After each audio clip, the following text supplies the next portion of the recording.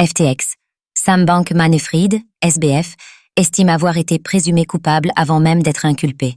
Tandis que Sam Bankman-Fried, SBF, a fait appel de sa condamnation à 25 ans de prison, son avocate Alexandra Shapiro a dévoilé un mémoire judiciaire dans lequel elle défend vivement son client. Quels sont les arguments mis en avant?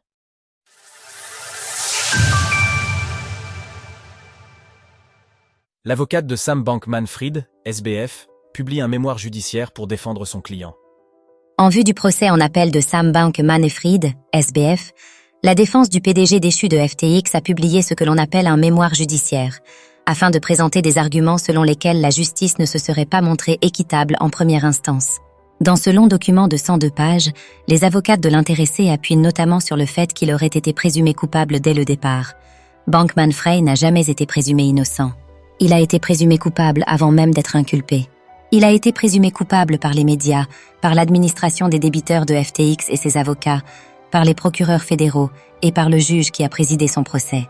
Par ailleurs, la défense estime que bon nombre de preuves qui auraient pu plaider en faveur de SBF auraient été écartées du procès, ce qui n'aurait permis de mettre en valeur qu'une moitié du tableau.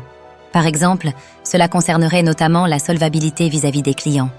La défense a tenté d'introduire des preuves montrant qu'il y avait toujours suffisamment d'actifs pour rembourser les clients, mais le tribunal a empêché la défense de présenter ces preuves, faussant ainsi le procès en faveur de l'accusation. Dans ce mémoire, l'avocate Alexandra Shapiro considère ainsi que le gouvernement a présenté un faux récit pour faire croire que les acteurs ayant investi avec FTX avaient définitivement perdu leurs fonds. Un complot contre SBF?